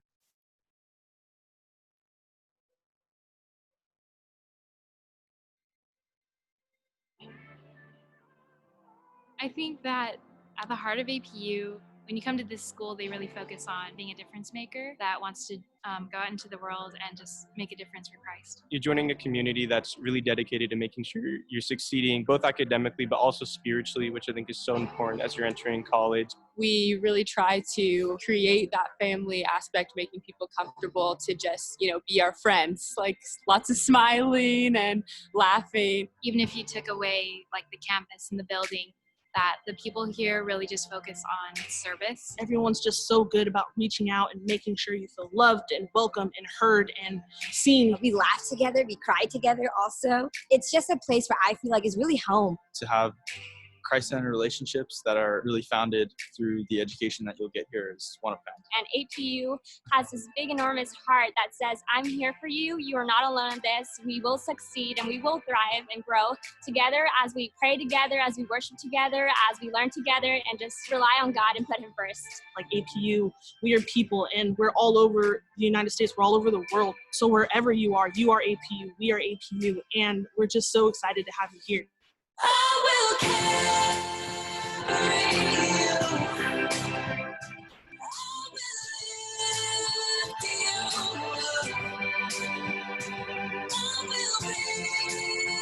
the light that's guiding you, that shines through you. I will hold you. I will hold you.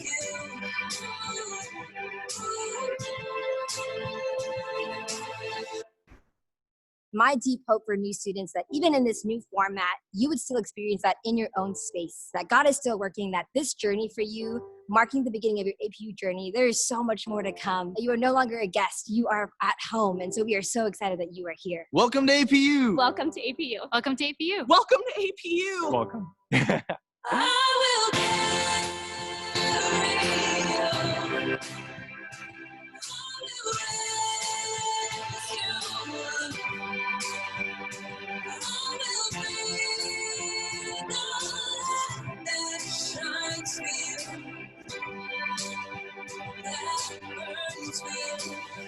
will hold you. I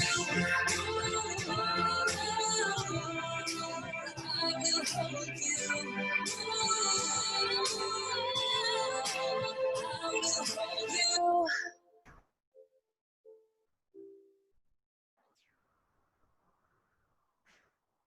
Awesome. Thank you so much, Luke, for sharing that video.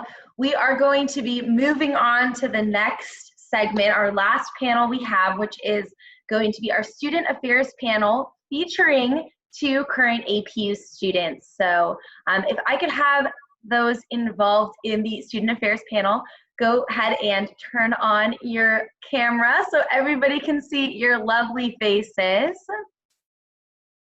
Awesome. Okay, well, I am going to go through and just give a quick introduction to everybody that is in the group. So we have Brittany. She is the Associate Dean of Engagement. We have Koba. He is the Dean of Spiritual Life. We've got Bill, who is the Dean of Spiritual Wellness. And then our 2 students, we have Alea, who is a junior here at APU, and she is a communications major.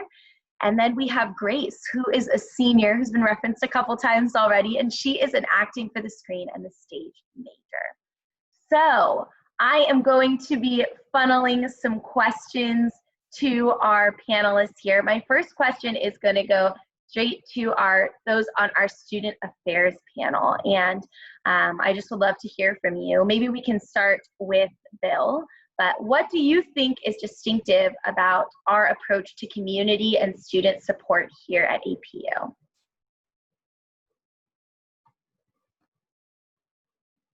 You can go ahead and unmute yourself, Bill. I believe you're still muted. Thank you. Hey, yeah, sure. So let's start that over again.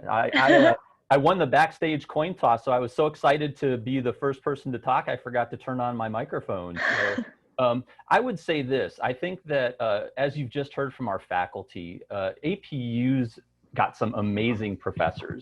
You're going to learn from some amazing people, and you're going to learn with some amazing people. I think one of our distinctives really is the amazing students that we draw to campus. So I'm excited for that opportunity for you to learn inside of the classroom. But what I would love to say just for starters is that we believe transformational learning doesn't just happen inside of the classroom, it happens outside as well. And really, you know, even in this season virtually, we're trying to be creative in ways how we promote and enhance our community. So our student affairs offices and staff create the environments and experiences and programs and services that help students thrive, right? And so I think a distinctive for us is our emphasis on thriving. We want you to develop as whole people. And we have one of the foremost experts in the country is one of our faculty here, Dr. Lori Schreiner, who tells us that there are certain factors that go into making students thrive. What is it that makes students thrive? So we know that students who are engaged learners, students who are motivated to set and achieve their goals, students who value connection with others, students who are appreciative of differences, and students who have a positive perspective are going to be the students who thrive on campus. They're going to succeed, they're going to persist. And so we at APU want to come alongside you and help you to be the best version of yourself, the version that God created you to be. John 10:10 says, I've come that they may have life and have it to the full. And here you're going to experience that fullness of life. So I would say that's just off the bat, a distinctive of our community is we're going to help you develop holistically and bear the fruit that God has in you. Thanks for that, Bill. How about we have Brittany speak next on that question. What do you think is distinctive about our approach to community and student support here at APU? Yes, thank you so much. And Bill, thank you for bringing up even just our philosophy as a division of student affairs is that idea of holistic development. And I think in my area specifically, what I think is distinctive in regards to involvement and engagement on campus, as well as we have opportunities to be engaged in our local and global communities as well, is that really our students come, as Bill mentioned, we come alongside our students. And I think a distinctive is that we partner with our students and that they help create community too. So engagement, it looks really like what students are wanting to get out of their experience, as well as we are open to, if students don't see something that they would like to see happen, we're asking them about it and say, how can we create those opportunities for you? How can we partner? How can they also co-create and build ownership of the community experience and engagement here on campus? So I think that's unique to APU, is that we have a diverse range of opportunities and interests and activities for students to get involved in. But that if also they want to see something that isn't there, that we are partnering with them, as Bill mentioned, walking alongside with them to create those opportunities. And I think too, the importance of being involved on campus, as Bill mentioned, outside of the classroom, is that it also helps you to be successful inside the classroom. So we want our students to be engaged and involved because it helps them to develop holistically, which also then impacts their academic success and their experience inside of the classroom. So I think our focus on that whole person development really helps develop those additional skills that help them to be successful as a student, as well as help them persist to graduation. So I think that's something really unique about APU. Thanks so much for sharing that, Brittany. And then let's hear from you, Kova. What have you got for us today? Hey, everybody, welcome. Thanks so much for joining us this morning.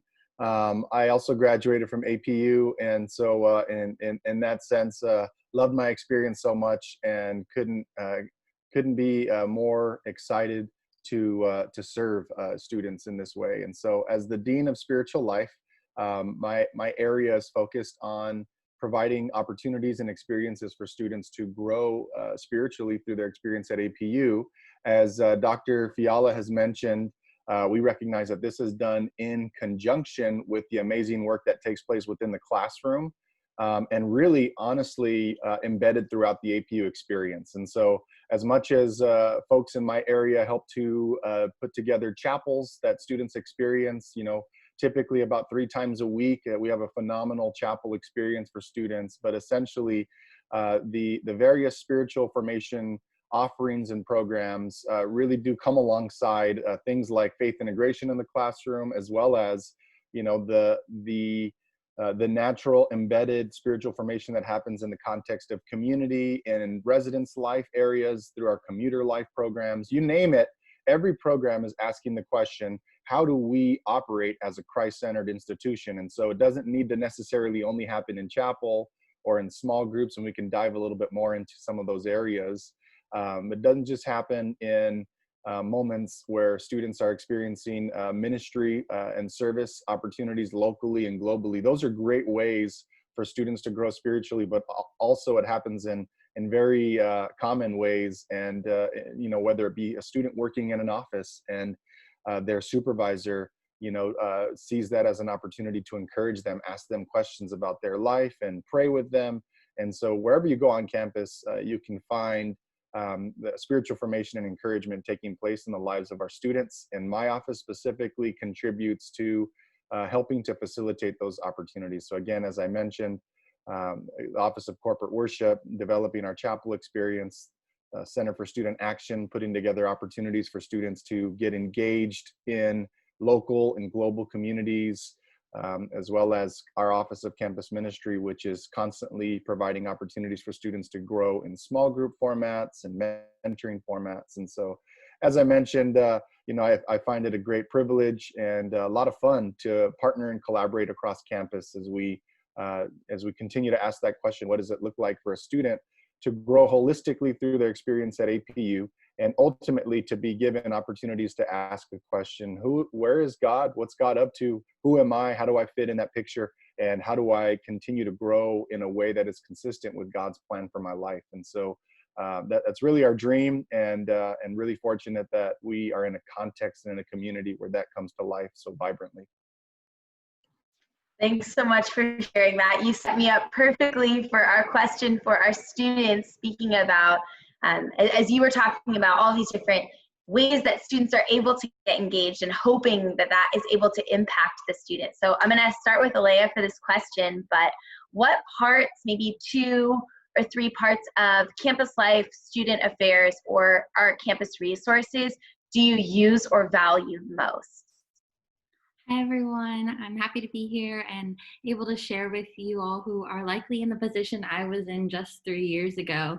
To answer your question specifically, kind of just as we had Koba share, I'd love to speak into specifically if I had to boast on a campus resource that has been most valuable to me. It would just be the overall aspect that, as it's been evident throughout our time together, how available our staff, our faculty, even peers within the classroom are willing to make themselves to you as a student. So specifically, our spiritual life office has been of great help to me, and I've seen that throughout my 3 years at APU so far by getting involved in the different things they have to offer, as Koba mentioned. So beyond the chapel experience that our students are able to engage with, diving into discipleship groups, or D group as we like to call it. I've been a part of those for the past 3 years, and what that looks like is just being able to walk with a group of students either in your year or throughout all ages at APU, and you get to meet weekly if that looks like that for you. We've even taken trips to Disneyland, had picnics, and what that is, it just provides us with an opportunity to walk alongside together and to fully engage in the fellowship and community that Jesus, I think, intends for us. And I'd say, along with the spiritual life office resource that has been served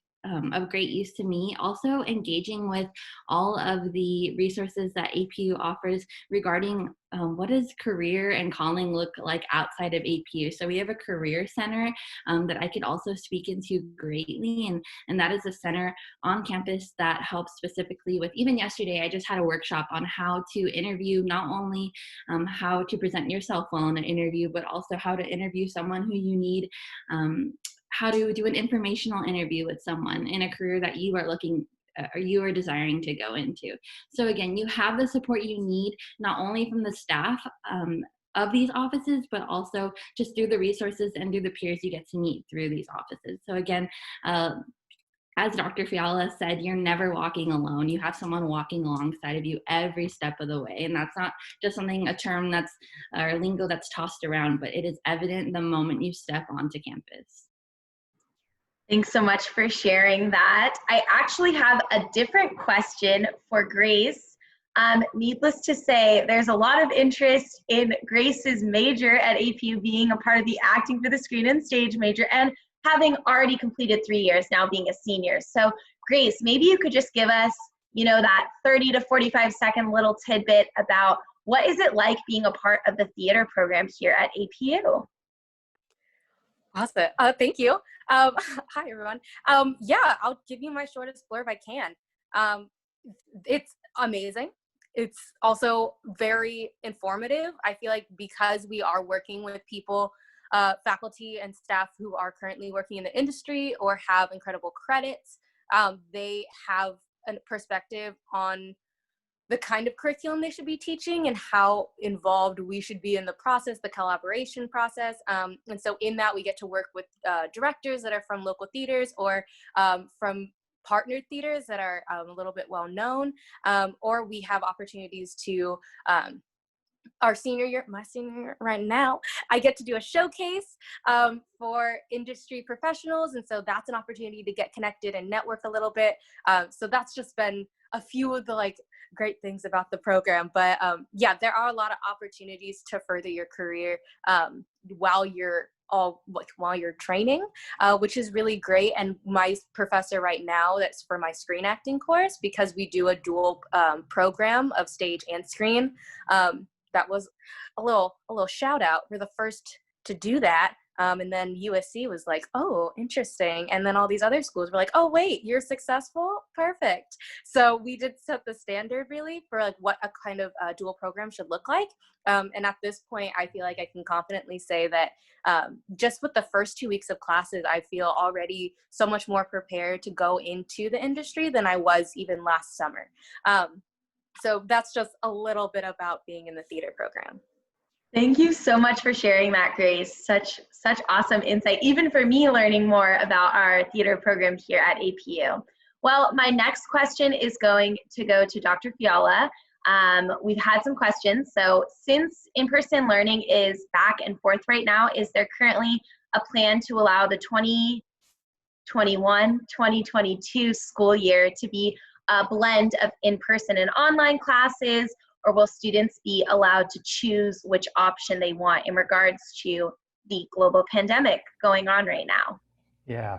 And learning is always happening. Did you see how I unmuted myself before I started this time, Taylor? I'm so proud of you. Oh, good. Yeah, I'm still learning. Part of my role as your Dean of Wellness is I oversee our counseling services, our student health services, our accessibility and disability resources. So this is a question that's coming up frequently for us. And the answer to start with is we don't know yet. But we are planning for both the spring of 21 and the fall of 21. We've had committees that are working hard to figure out what is LA County going to allow us to do? What is our state going to allow us to do? And what we would love to be able to offer is something called high flex, a high flex model, which would allow students to have some degree of flexibility in how they get their classes, their attendance, their participation. And so our hope is that in 21, 22, the majority of students would be back on campus, frankly. We would love for that to be the case. But we recognize that for some students, being in community on campus, if COVID is still an issue, may not be the best option for them. And so what we're going to try to do is to create some synchronous and maybe even some asynchronous platforms for students who could do some distance learning and might need to flex in between those, that for a time could be in person, but for a time might need to do some things online. So right now we're getting creative as a campus and thinking about what could those models look like. And we are planning for, again, our hope is that even in the spring of 21, we'd have students back on campus. But certainly looking for the fall, we're hoping that that's the case. But please know that in whatever circumstance, the virtual learning that we're doing right now is a high quality education, highly engaged. Our faculty have gone all in on making it an amazing experience for our students. And we think that's going to persist, and we're going to use it in some form or fashion moving forward. We will always be moving towards a traditional in-person mode of delivery, but you can rest assured that we're going to be creative and we're going to work things out for students in the way that's going to keep them safe, engaged, and help them to learn and grow and accomplish their goals. Thank you so much for that. My next question is going to go to Brittany. Are there programs to support first-generation college students? I know I already spoke about Gen 1 a bit during my YAP presentation, but I'd love for you to maybe just spend, a minute getting into that program a little bit more. Yeah, so our Gen 1 Scholars program is run through our Academic Success Center, and they do a really great job of helping to support our first-gen students through a variety of different programs. So they provide academic support, mentoring, workshops for students as well as for parents too, and answer a lot of questions as parents are also supporting and helping navigate college experience with their student. Also, they have an Instagram account, so you can look them up too, because they have a lot of their events and programs and giveaways. They do fun little things for our first gen students. So you can check them out on Instagram. They're very active on that. But it's just a really great program to help our first generation students transition to college and just provide a support network of faculty, staff, and also peers. So students, upper class students who are also navigating college life, to just really come alongside students and support them, as well as provide practical experience, answer questions that they may have, and provide fun activities and socials as well. And I would say too, within all of our programming, we always keep in mind just what can we do to continue to support our first generation students and our Gen 1 scholars, just to be able to understand what maybe those needs are, those questions that they may have, and provide opportunities for them to connect and with other students, as well as just, assist them with their journey. Awesome. Thank you so much for sharing. I was struggling to unmute as well. You're not alone, Bill. Don't worry. My next question is actually, I'm going to ask this one to Koba because I know you've been at APU for so long, so you probably have the most experience with all of our traditions on campus. So I would love for you to talk about some of your favorite traditions we have on campus. All right, sounds good. Man, there's so many. It's hard to choose, but I'll try to keep a response brief. I actually am also a sibling of an APU graduate as well. So I kind of followed my brother into APU. So I got a chance to start experiencing some of the APU tradition in the last millennium. So back in the 90s, right? I remember coming onto campus and experiencing some athletic events. I was an athlete at APU as well. I played football and baseball. I really enjoyed APU athletics. I think there's a different environment, part of APU athletics. It's a God-first environment. If you go to a sporting event, if you go to an NFL game or a Major League Baseball game, you're going to get an environment that comes along with that experience. At APU, it's a clean, family-friendly experience and just a lot of fun to be a part of those. And I enjoyed participating in those. So I would say a lot of I'll just lump them all into APU sporting events, and we have some wonderful teams. And so that I think that also helps continue to create a sense of community on campus, to have those opportunities for folks to come together. The other one that I'll throw in there that was my favorite as a student and is something that we have called midnight breakfast. So some of you might be saying, midnight breakfast? What are you talking about, midnight breakfast? For those of you, you're probably like, that's Lucky Charms. Okay, so it's way more than Lucky Charms. Midnight breakfast at APU every semester around finals week, actually the Sunday before finals week. Our cafeteria stays open super late. Our faculty and staff come out and they actually cook breakfast for all of our students as they get ready to jump into finals week. And so to me, that's a really fun experience. Obviously really good food, but you have some folks who are doing study groups, but really just in some ways a stress reliever going into a pretty big season. And so I think that really that kind of event encapsulates the spirit of APU, which is, hey, we want to be excellent in our academics, but we also want to have some fun. And we also want to encourage each other with a sense of community that comes around. So we have faculty that are willing to do study groups on that Sunday evening. And don't worry, parents, it doesn't actually happen at midnight. It starts at like 10 p.m., but we just call it midnight breakfast because it sounds cooler. So I have so many other traditions, but I think, Midnight Madness, I know all these other midnight things. For whatever reason, midnight is the time, but that's another one that doesn't start quite at midnight.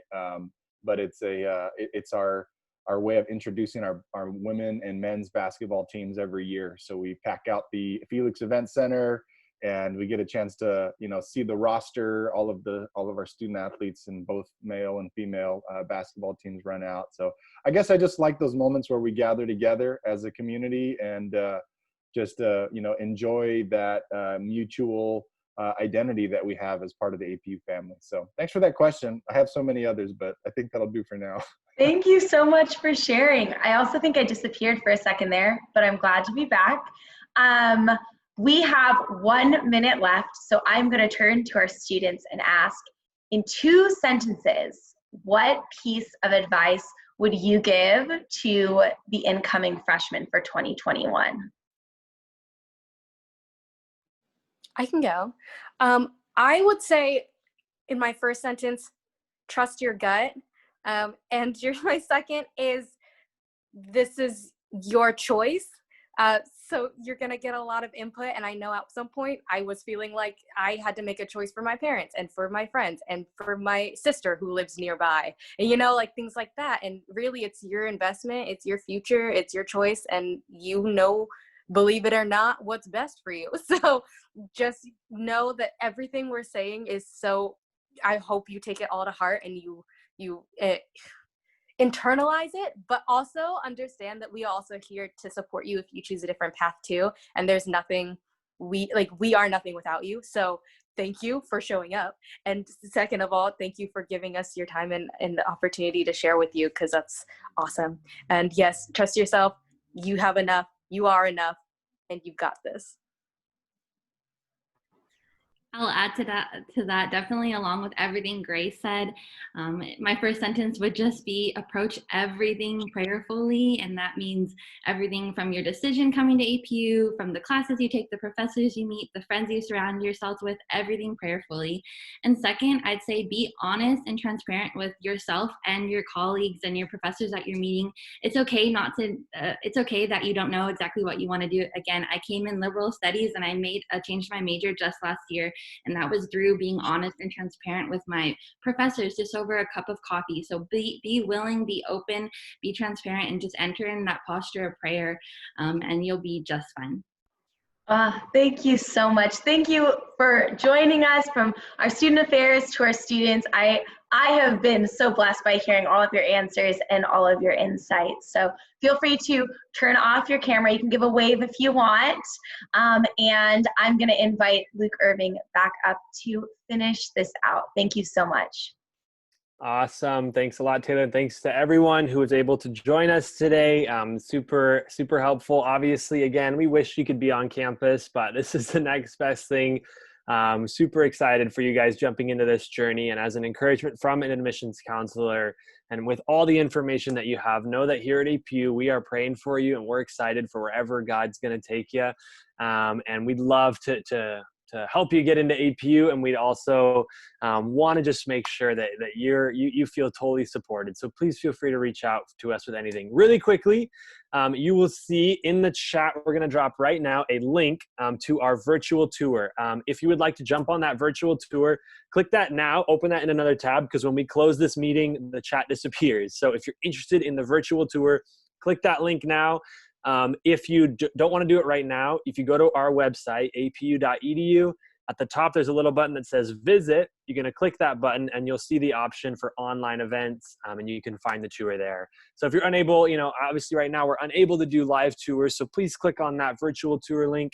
And then the last thing I want to leave you guys with is a code, which Emily will also put in the chat, and it is Go Cougars, all in caps, no spaces, Go Cougars. If you put that onto your application, it will waive the $45 fee. So we're really thankful that you guys are able to join us today, and feel free to use that code to waive your application fee. If you have not been in contact with anyone from here at APU yet, please reach out to your admissions counselor. We would love to set up a virtual appointment and to let you know updates and things, and we're always happy to help. Well, thank you so much to everyone who joined us today. Please feel free to go check out that vlog tour as well. We hope to see your application come in. Keep monitoring your email, as we will be sending updates for more events. I know a couple questions were about major specific events and things, and so we will send all that information as soon as possible.